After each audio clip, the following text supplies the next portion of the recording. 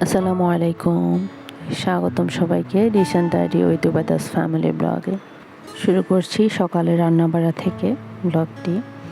তো রান্নার ফাঁকে ফাঁকে হচ্ছে আবার বাবুর দিকেও খেয়াল রাখতে হচ্ছে। ও খালা আসলে ও খালার পিছে পিছে লেগেই থাকে। দিব তোমাকে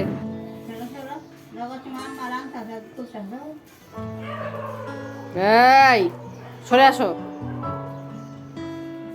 সরে আসো।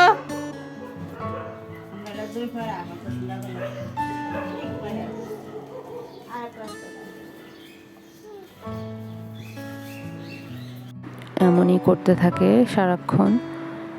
তো এই বয়সে আসলে যদি বকা দিলে কথা শুনে খুব আদর লাগে তখন।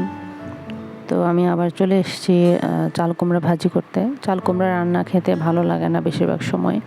তো মাঝে মধ্যে ভাজি করে, মাঝে মধ্যে শুটকি দিয়ে ভাজি করে, ডাল দিয়ে ভাজি করে খাওয়া হয়। তো আজকে হচ্ছে কি শুটকি দিয়ে ভাজি করব। তো বসিয়ে দিয়েছি। শুটকি ভুনা যেভাবে করে সেভাবেই, জাস্ট এখানে চাল কুমড়া অ্যাড হবে। চাল কুমড়াটা আমি না ভাবি গ্রেট করে দিয়েছে, কেটে ধুয়ে তারপরে গ্রেটার দিয়ে গ্রেট করে দিয়েছে। আর এই জন্য এত কুচি কুচি দেখাচ্ছে। আর রান্না হবে মিষ্টি কুমড়া দিয়ে, ডিম ভাজি দিয়ে। এই রান্নাটাও আমি আমার শ্বশুর বাসায় এসে প্রথম খেয়েছি এবং খেতে ভালো লাগছে। তো ডিম সিদ্ধ দিয়েও রান্না করা হয়, আবার ডিম পেঁয়াজ দিয়ে ভাজি করে।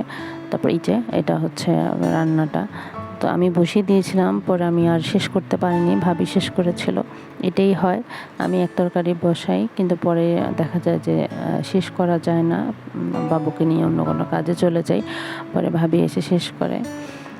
তো এটাই হচ্ছে যৌথ ফ্যামিলিতে থাকার সুবিধা।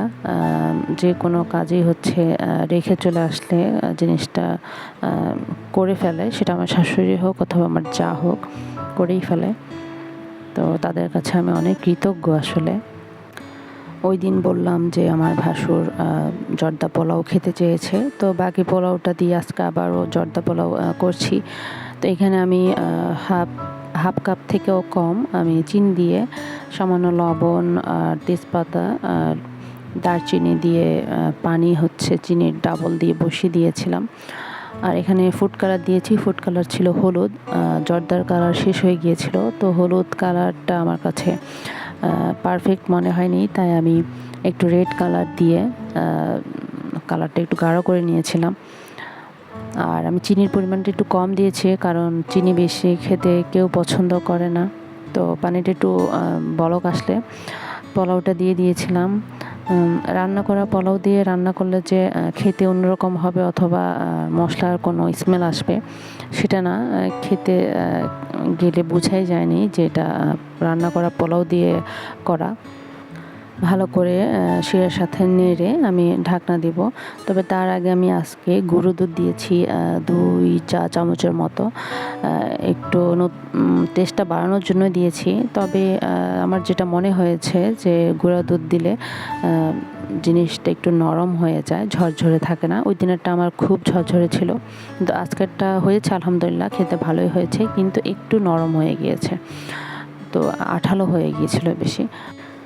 তো আমি আসলে গুঁড়ো দুধ দেয় কিনা সেটা দেখেছি বলে মনে হয় না কারো ভিডিওতে, জানি না, থাকতেও পারে, বাট এটা আমি নিচ থেকেই দিয়েছি দেখার জন্য যে কেমন হয়। তো বাদাম ছিল না, বাদাম থাকলে বাদামও দিতাম, কিন্তু এভাবেই আলহামদুলিল্লাহ ভালোই হয়েছে। আপনারাও করে দেখতে পারেন, এরকম বেঁচে যাওয়া পোলাও দিয়ে এরকম কোনো ডেজার্ট আইটেম তৈরি করা যায়। তো আর ভাজা পোড়া করেছিল ভাবি, আলুর চপ বেগুনি, যেহেতু ইফতার ছিল। আর হচ্ছে এখানে যে পোলাওটার উপর মিষ্টি ছিল, মিষ্টি কেটে আমি একটু ডেকোরেশন করে দিয়েছি। যার নতুন করে ছোলা রান্না করা হয়নি, কালকের একটু আছে, ওটুকু কেউ খায়নি। আর হচ্ছে আমরা পানি খেয়েই আমাদের চিরা কলা দুধ দিয়ে এরকম মাখা খাওয়া হয় সবারই।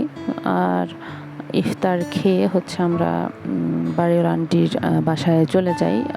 ওই যে বলেছিলাম, বাড়িওয়ালা আন্টির ছেলের বউ আর নাতনি আসছিল, তো ওদের সাথে দেখা করতে গিয়েছিলাম।